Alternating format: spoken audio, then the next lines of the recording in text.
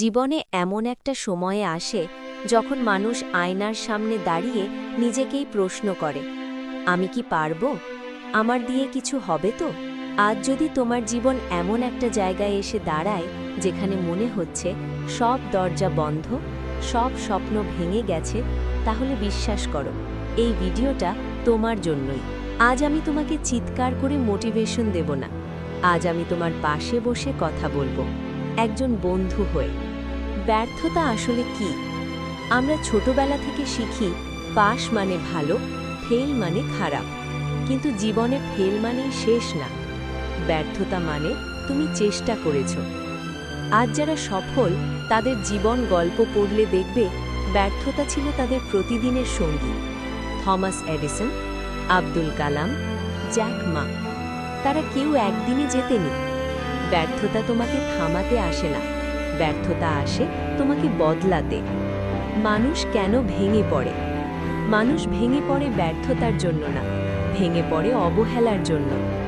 যখন নিজের মানুষগুলো বলে তোমার দিয়ে কিছু হবে না, এত স্বপ্ন দেখে লাভ কি, তখন ভাঙন শুরু হয়। তুমি একা কাঁদো, কারণ তুমি জানো তুমি অলস না, তুমি হালকা না। সবচেয়ে কষ্টের কথা জানো কি? তুমি চেষ্টা করছো, কিন্তু কেউ সেটা দেখছে না। কিন্তু শোনো, যাকে সবাই উপেক্ষা করে, সময় একদিন তাকেই সামনে নিয়ে আসে। আল্লাহর নীরবতা। তুমি বলো, আমি দোয়া করি, তবু কেন কিছু হচ্ছে না? মনে রেখো, আল্লাহ নীরব থাকলেও অনুপস্থিত নন। যখন তিনি দেরি করেন, তখন তিনি কাউকে শাস্তি দেন না, তিনি কাউকে তৈরি করেন। নবীদের জীবন দেখো, কষ্ট ছিল, দেরি ছিল, কিন্তু শেষে ছিল বিজয়। যেটা আসবে তা দেরিতে আসবে, কিন্তু শ্রেষ্ঠ হবে। হাল ছাড়বে না লড়বে? আজ তোমার সামনে দুটো রাস্তা। এক, হাল ছেড়ে দেওয়া। দুই, আরেকটু লড়ে যাওয়া।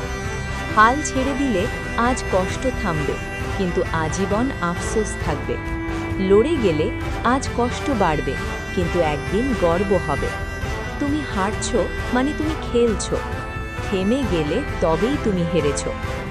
একটা কথা মনে রেখো, যেই মানুষটা আজ ভেঙে পড়েছে, সেই মানুষটাই একদিন সবচেয়ে শক্ত হয়। শেষ কথা, তুমি যদি আজও এই ভিডিওটা দেখছো, তাহলে তুমি হাল ছাড়োনি। আমি জানি না তুমি কে, কিন্তু আমি জানি তুমি শক্ত।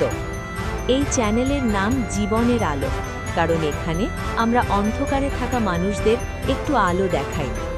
ভিডিওটা যদি মন ছুঁয়ে যায়, লাইক দিও, সাবস্ক্রাইব করো, আর কমেন্টে শুধু লিখো, আমি লড়ব।